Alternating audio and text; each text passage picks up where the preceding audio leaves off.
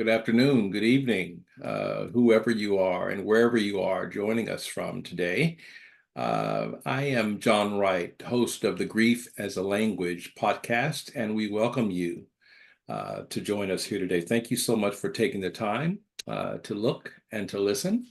This is a podcast that has been put together so that thoughtful people can come together and talk about the subject of grief, talk around it, talk over it, talk under it, kind of pick it up, look at it, flip it around, and see what's in it for us. Born out of my own need to understand my personal process better, and a little bit of a voyeuristic need to sort of understand how other people have grappled with it so well or not so well. We invite thoughtful people onto the show to come in and talk to us about who they were before grief, who they are now, and who they understood themselves to be after something grievous may have happened. Today, we are especially thankful to have Ms. Christy Paskevich on our show. Hi, Christy. Hey, John. Thank you so much for coming on the show today. I know that speaking about this topic in a public-facing way is not always an easy thing to do, but you and I have developed a relationship over the years. Our audience will be helped by the context. We have kids who are around the same age. I think Christy's daughter is a year older than ours, but they're around the same age, attend the same school. And so we've met one another in the course of doing what parents do in the neighborhood, walking our kids to school or driving them. And our relationship with each other and our partners has grown from there. And I became aware that Christy had a loss in her family some months ago. Christy, you'd have to help me with how many. But after having heard that, I invited Christy to come on the show and to talk about. I don't think she was aware of this podcast prior to that. And I don't think I was either. I think it was before the podcast even started. But Christy, again, welcome to the show. And I'll let you introduce yourself to our audience. Who's Christy Paskevich? Well, I think we'll need probably a bottle of wine and a lot more time to answer that. But yeah, thanks for having me, John. I was definitely taken aback by I think just kind of the gesture and the thought behind it. Mm, You wanting to understand grief for your own process, and then also have an understanding of how others are doing it. And like you said, it's not easy to talk about grief. So I think we've probably grown up not really having it modeled for us, not even within our own homes with our parents. I know that in my generation and growing up, you would hear things, mom saying, "I don't want to cry in front of my kids. I don't want to see that, I don't want to let them see me cry." And that kind of became I don't know, a value that, I have to be strong, and that means I don't cry in front of my kids as a mother. yeah. And what I've come to realize in my own mothering and, in my adulthood is, oh, we've had that wrong. We are doing our children a disservice if we don't show them and teach them what grieving looks like, and that it's a natural and necessary part of human existence. I mean, there's no way around living a lifetime with no grief. Yeah. And so I think you had asked, when my mom had passed, and she passed this year, 2024, the last day of February. So Groundhog's Day, Yeah. or no, not leap year, a leap year. Yeah. So it's kind of one of those special Yeah. days that's, not going to come around every year. Right. So it hasn't been entirely long. And just about 1 month after that, my husband lost his aunt, whom we have been responsible for kind of taking care of her Mm, affairs after her passing. And so I think this year has been pretty. pretty tough. There's just been a lot in terms of emotions Yeah, and in terms of logistics, and kind of, having to do both has been quite stressful and challenging in terms of being able to even have the time and space to process, right. um, accordingly. Well, certainly send our condolences for both. I wasn't aware of your husband's having lost. I knew there was a second person who had Hmm. passed, but I didn't know it was on his side of the family. Can you give our audience a sense of context? What was um, the situation around your mother before she passed and when she passed? Yeah, well, from my mom, I'm her only child. Okay. And she and I would say, had a really good relationship when I was growing up. My parents divorced when I was pretty young, maybe around six, the age six. Um, I would say that I have really fond recollections of my mother when I was growing up. She's Korean, I'm Korean, and there's a lot of stuff in our culture and our heritage that I learned from her. And I just absolutely am so um, grateful that I get to pass that on to my daughter as well. So Yeah. there's just a lot of tenderness that was there. Right. But as I approached adulthood, my mother went through a really very challenging time, um, with her then husband, and her life was kind of falling apart as mine was sort of blossoming. I was graduating from high school, Yes. and she was sort of like imploding, and I was blossoming. And I think that was a really challenging um, intersection of our relationship at that time. From that period of time, we had some challenges, just a mother daughter. Our dynamics were very hard. Um, and then I'll just kind of skip over to when I was in my probably early 30s, a young mother. There were signs that my mom was starting to change, even further, with kind of her memory recollection, and um, some of her behaviors.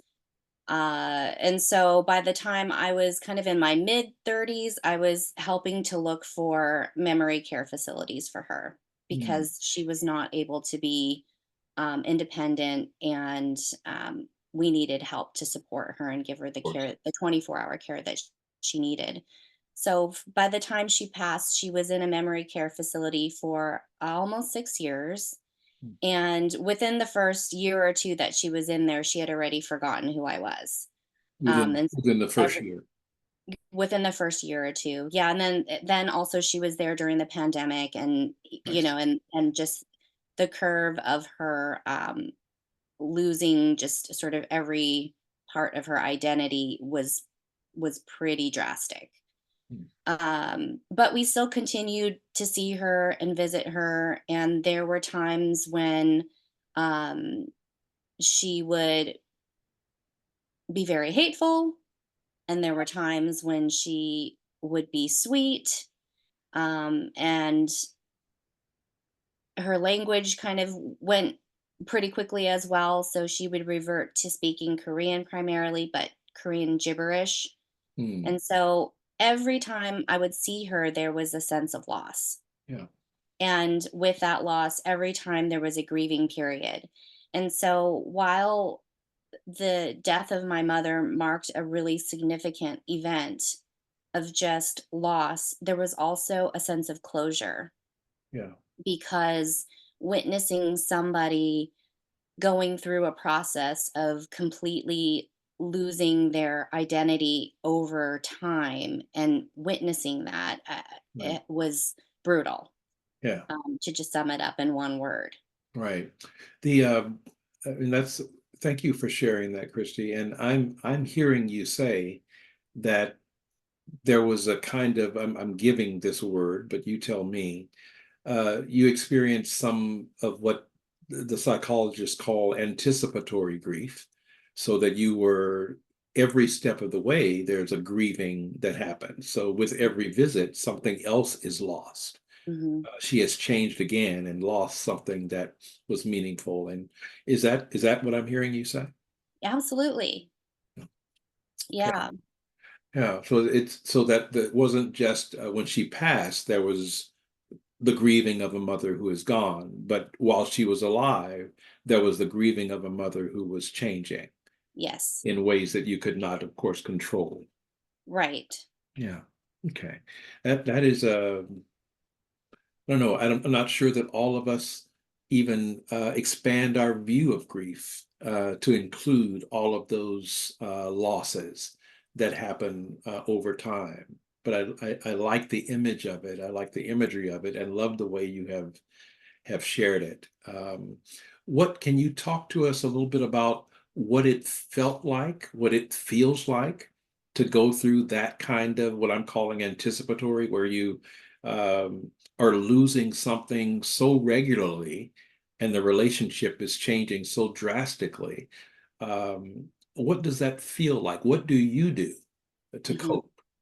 Hmm. That's a good question. Um, Sorry, it wasn't on our list. Stick to the list, John.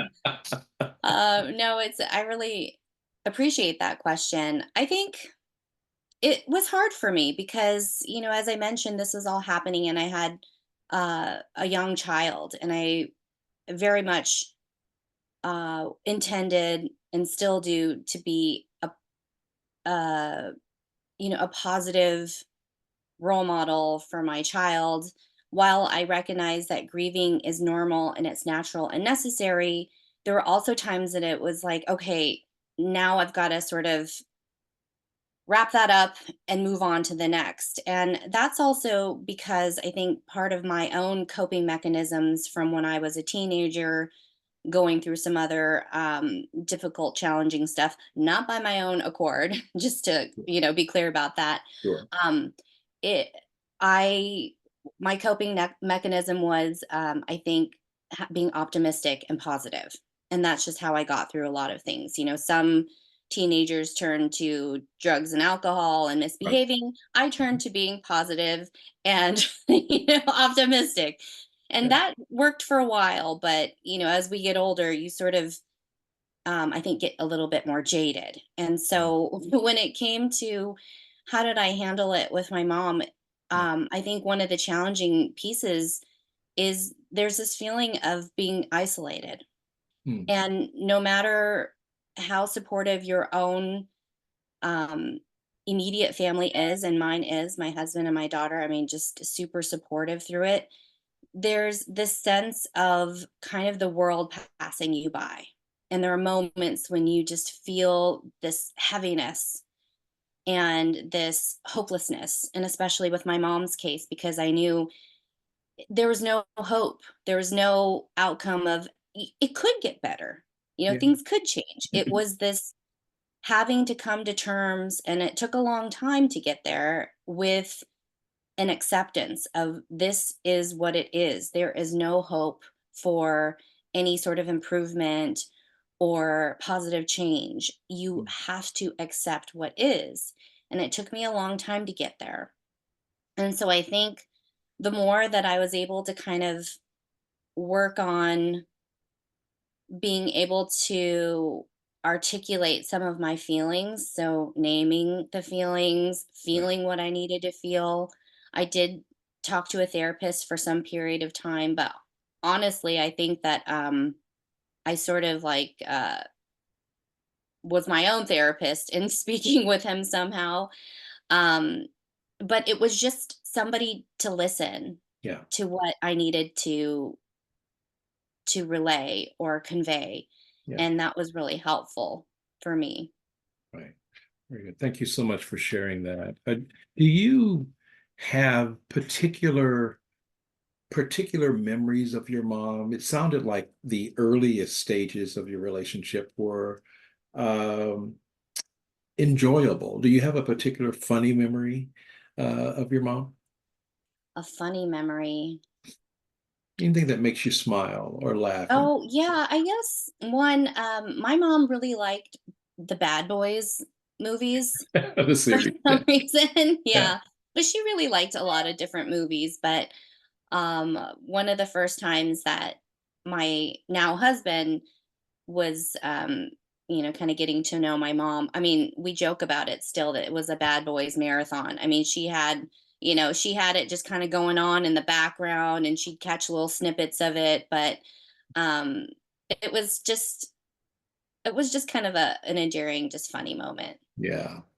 Do you have, was there um, a change in your priorities when your mom passed? Was that, I mean, it was coming, but once she passed, and this has been recent, so Mhm. you may not have had a lot of time to reflect on it or to think about it, but how have, if they have, your priorities changed or shifted with the transition of your mom? uh I don't know if my priorities have changed per se, but I think one noticeable thing was almost immediately the sense of relief Hmm. and release. And so I think over the years with me grieving, one way that grief, well, not one way, but grief manifests in your body and it's different for different people. And for me, it was in my like my digestion Hmm. was affected. You know, you go to your doctor and you get the test done and you do a colonoscopy and all the things. And, their message to you is more fiber, and more water. And it's just like, well, Less stress. Yeah. yeah, there's more to it. Like there's something here. And Yeah. I realized pretty quickly that, gosh, my body was holding on to a lot of Hmm. this grief. It just held on to it. And I felt like for so many years of my life, it's like having like a ball and chain attached to your ankle. Hmm. You learn to deal and to navigate and maneuver your life with it on that extra weight. Yeah. But at certain times when you may be particularly down or you have a heavy load, in different areas, you notice how cumbersome it is Yeah. and that it is heavy. Yeah. And so every now and then there'd be sort of a realization of, oh yeah, this thing, man, it's hard to carry it around. Yeah. And it would get me down. And so once she passed, it was like grieving, I think, a collection of memories that made up my own perception of this person's life and what she meant to me. Yeah. And it was accepting that her circumstances were really um, awful. And there was all of a sudden a return of hope, this feeling of hope Mm. that I think I maybe didn't recognize. And all Yeah. of a sudden I just remember talking to my family, my immediate family, saying, I I just have this sense of hopefulness now. Yeah. This hopefulness that maybe she's free somewhere, and that maybe she's back to the essence of who she really is Yeah. and her experience of life and, mental illness and all the things that she went through, even though it hurt me quite a bit, uh wasn't really who she was Mm. as a soul. Yeah. And so I think while her passing was um, gutting in a lot of ways, it was also liberating. Yes. I'm thinking as you're talking about your mom of I'm a crier. So that's what I do. I cry with my daughter and with my wife and with people who know care about what I'm going through when I'm dealing with something. And I was thinking about um, I'd recently seen a gentleman, I can't remember his name, but he was talking about grief as being like this big rock that he would put Mhm, in his pocket, and it sounded like kind of like what you were saying there. He put this mhm, big rock in his pocket, and he'd walk around with it every day. mhm, And as he's walking around with it, he notices that the size of it changes. That, mhm, after a few weeks, it gets a little bit smaller. It's still heavy and it's still noticeable, but he's dragging it around. But after a certain amount of time passes, I don't know what his process was like, but he says it became more like a pebble, still there, not mhm, as heavy. mhm, And he still knew it was there, but he didn't notice it mhm. as much. So uh, just was thinking of that as you were talking about sort of the weight that you were carrying. What has you may have had other people that you lost in your life. I didn't ask you about that, but what has surprised you, Christy, about grief? Well, I think at first when I was going through it, specifically with my mom, and yes, I've lost other people as well, but none have been this kind of long journey of, this continuous loss. Loss. Yeah. Yeah. And so I think when I was first going through it, I really felt like I didn't know how to compartmentalize it.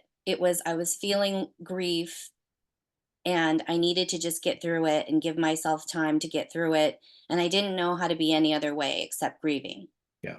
And so every time we would plan to visit my mom, because we're in Northern California, my mom was in Southern California, it was days of kind of preparing myself and then days of recovering afterwards. Um, and so I Well, didn't I really want to, understand. I want to slip by that, Christy. What did you do to prepare? How did you get ready to go see your mom? I think I'm always an outcomes based person. Hmm. So I would go off of my last visit and remember how I was affected by that. For instance, in the beginning, she was pretty hostile, Yeah. using swear words. I don't know, saying really mean things, Sure.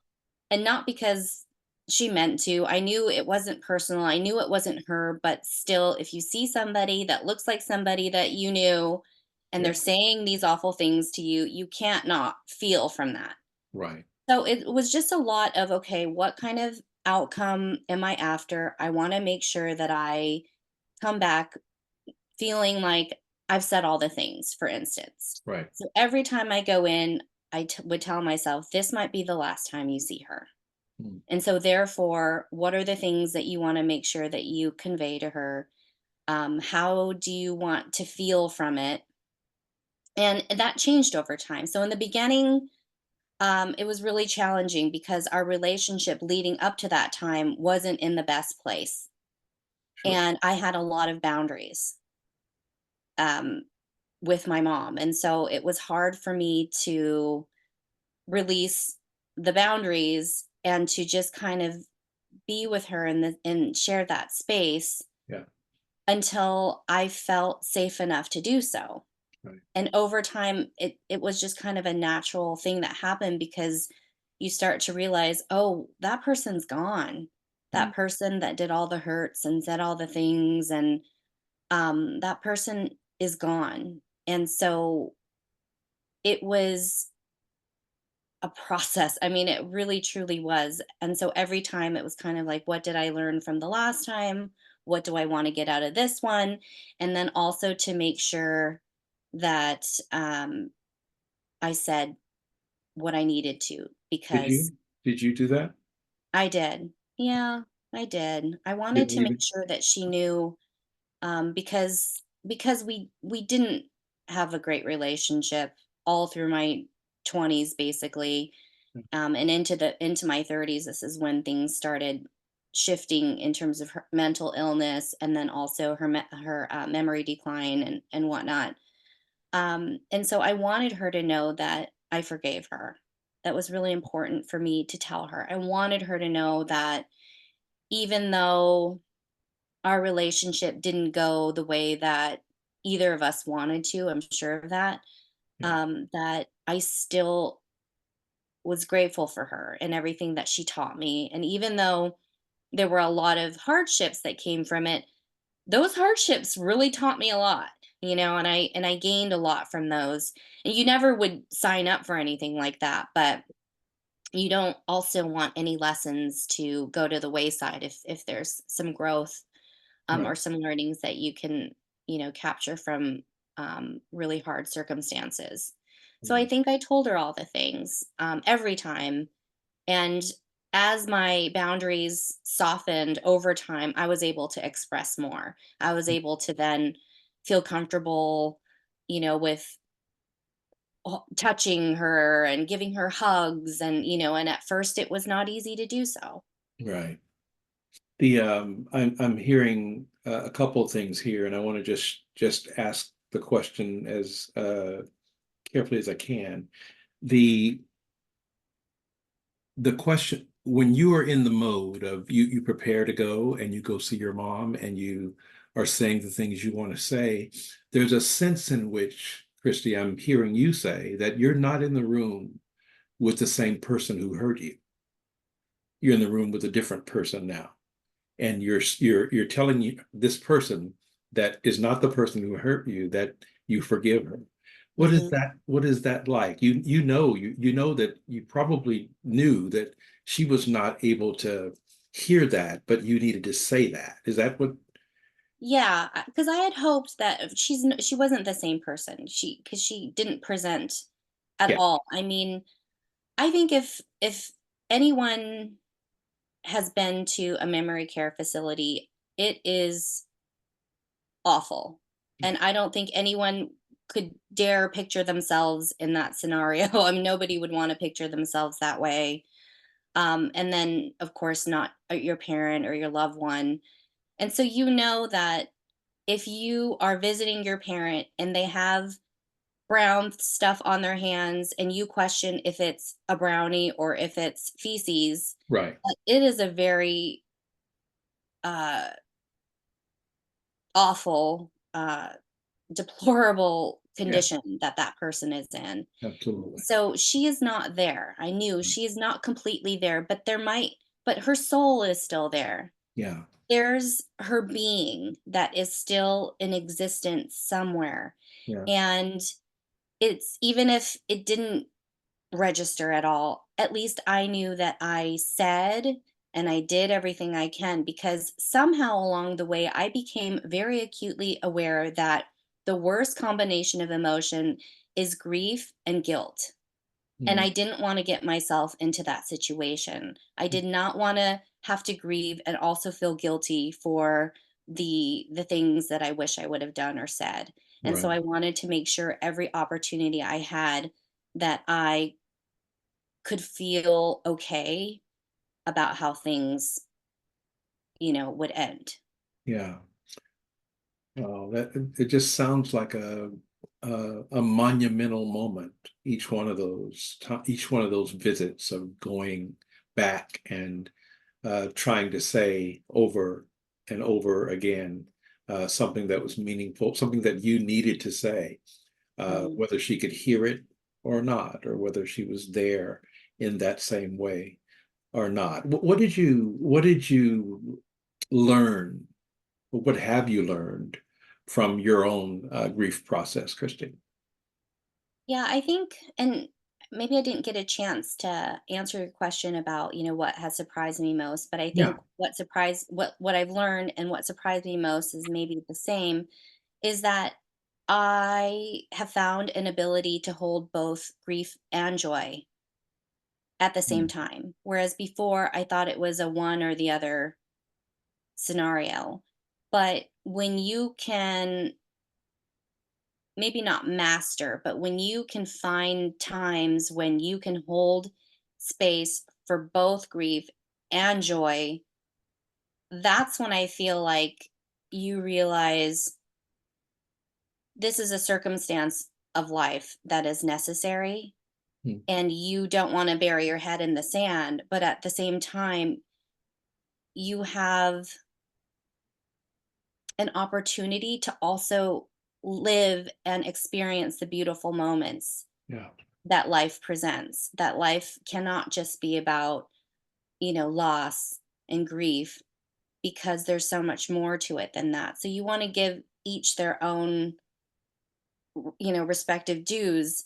Yeah. And so I've learned a way to kind of merge the two. Excellent. I would, if we had a whole lot more time, I'd like to dig around in that, the grief and joy Mhm. being held together. I wanted to ask, Almost like a way of honoring grief, I think. When yeah, you when you give yourself the permission to experience joy, it's almost like you honor that grief. And a lot of times I think grief is seen as an emotion that um, is ugly, we want to mm, hide, we should feel ashamed of. yeah, But when you can hold joy as well, it almost tells your grief, it's okay. I see you. I got you. yeah, And I think there was a pivotal moment that I realized that, and it's because Koreans food is a big part of the Korean culture. yeah, That's the way that our moms tell us that they love us. yeah, And that's the way certainly my mom told me that she loved me. It would be elaborate meals, just in Koreans, it's not just one dish. It's like it's many dishes. It's a delicious soup. It's all these side dishes, and it's just a beautiful experience of sharing food, and especially experiencing it from your mom. I mean, it's right, just one of the most wonderful memories I have of her. And I would oftentimes get certain foods that she would make for me, and I'd eat them, and I just found myself being weepy from it, just because it made me sad to think about those memories and the fact that she couldn't do it anymore, and that sense of loss. But this one time, we had gone out, my daughter and I, we picked out a bunch of food, and oftentimes when we would go and see my mom around that time, we'd be there during the visit or afterwards. We would always kind of um, honor her with a really good Korean meal and a feast. And this one time, I found myself just feeling really delighted in eating the different foods and thinking about her with the lens of joy, yeah, and how much joy she really brought to me versus the sadness of the loss of that.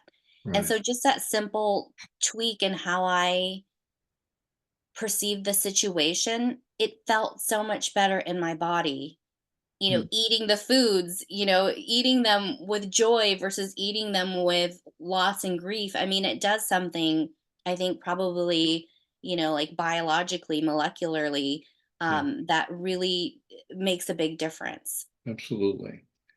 I want to ask you in a moment just about what kind of advice you might give to someone who's dealing with a situation that might be similar to yours. But before that, and this wasn't on our list either, Christy, um, you have touched on a couple of times in a couple of different ways, not just grief and joy, but grief and forgiveness, and how, at least in your experience, those were um, uh, wed together somehow. How did you, in what, in ways that you can tell us, how did you reach a point where you could forgive what had happened, whatever those things were? We don't have to go there. And then at the same time, flip the page from forgiveness, or is it on the same page? And then grieve for her. Is that the same page of your biography, or is that a different chapter? Forgiveness first and then grief, forgiveness through the grief, grieving through the forgiveness. What is that like for you? What was it like for you, if it's not still going on? Yeah, I think probably, yeah, it isn't one thing before the other. I think it's a blending, Yeah, and every situation is a little different. But there came a time when I realized, the forgiveness, anytime somebody has caused someone else, a lot of trauma and heartache, um, there comes a place where you have to forgive the person, not for the person necessarily, but for your own sake. Yeah. And you realize that holding on to any sort of animosity or resentment really isn't changing the situation. And it also is really doing your own self a lot of damage. And Right. I'm somebody who really believes that the feelings that we feel can manifest in our bodies. Yes. And I have reason to believe that as well. You've lived But it. Yeah. yeah. And so I think there just came a time when I realized this isn't doing anything for me. It's not helping me to resolve the situation. It's not making me feel better about the situation. And there's just no point then. There's just no point in continuing on feeling this way. I Yeah. have to be able to forgive what happened so that I can move on. Mm. And that's just a part of my own healing journey and something that has helped me to be able to heal.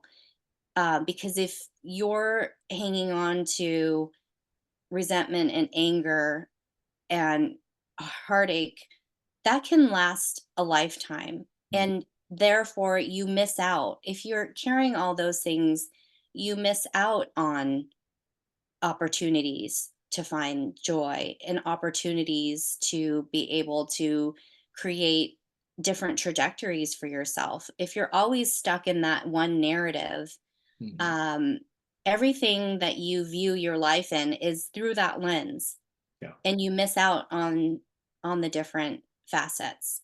Yeah. Well, you're talking to somebody who's missed out on a lot of facets, Yeah. because I've carried that.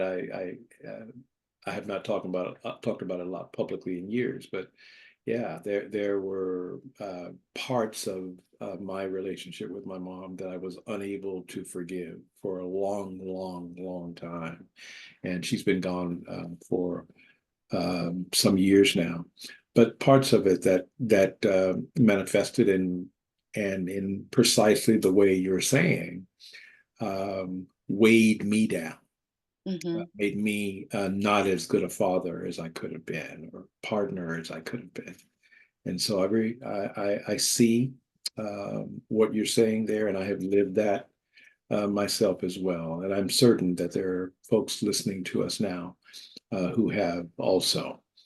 Before I ask you that last question, I want to ask, is there anything else that you wanted to share that you have not shared with our audience? Hmm. I guess the the other thing that I've learned too is that grieving isn't doesn't necessarily mean it has to be of a person. Right. Hmm. And a lot of times you grieve a period of time Right. or a memory um, or something that's not tangible. Yeah. And so that's something that I've realized too is just when I was so sensitive to grief because I had been going through it with my mom for quite some time, I would be experiencing feelings that felt very similar in my body to the grief that I felt with my mom. Yeah. And that's when I came to realize, oh, well, I'm grieving, I don't know, like for instance, my daughter moving into middle school. Yeah. I'm grieving sort of an era of her being, in elementary school and, a little girl, and that there are different phases in our life and different experiences that we have that we can give ourselves permission to grieve over, and Right. that it's necessary, Hmm. and that ignoring those feelings or trying to, I don't know, have toxic positivity around them or something, it doesn't make them go away. Right. And that grief truly is an emotion that we need to acknowledge. It will not go away until we say, grief, I see you. Yeah. I see you. I know that you are important, but you are not my whole existence. Right.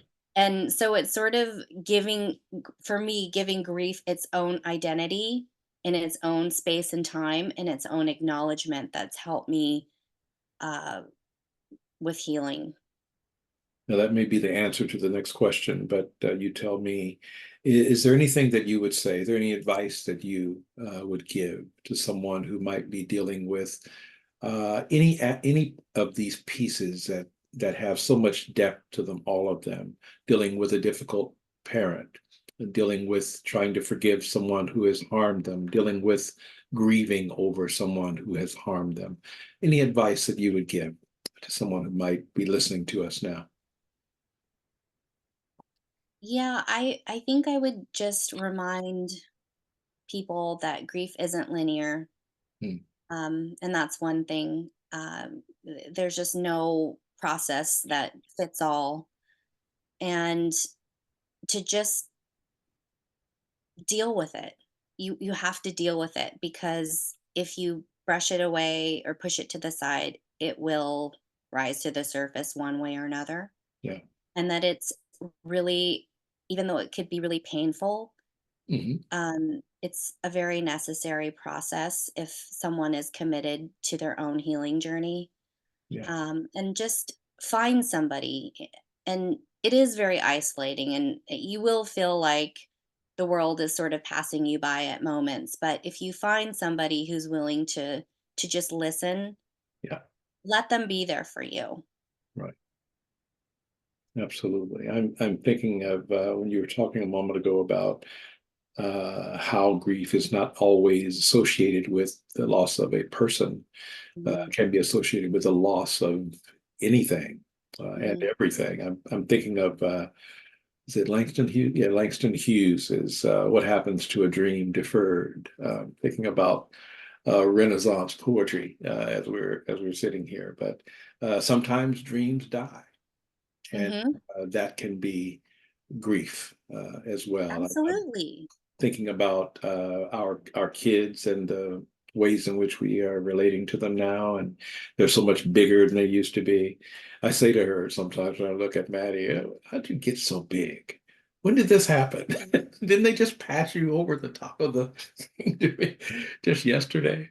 Yeah. But yeah, just grief manifests in so many different ways. I really, Christy, want to thank you for taking the time, for making the time to come on the show today and tell some of your story, some of it a grief story, some of it a forgiveness story, some of it just an educational story, and for sharing so transparently who you are with strangers, including myself. There's a level at which I'm still that to you, a stranger. But I really appreciate you coming on the show. And we have some panel discussions coming up down the road. And if you'd be willing to do so, I'd love to invite you back Oh, as thank you, well. John. Yeah, I think it's also healing for me to just be able to share some of the story. And so thank you for your curiosity, and for inviting me on. Absolutely. If there are those of you who are watching the show who are sort of walking through some of those difficult moments of grief, we say to you, as we always do, be encouraged. Do not give up. Keep walking. We will talk with you again soon. I'm John Wright, host of the Grief as a Language podcast. Until next time.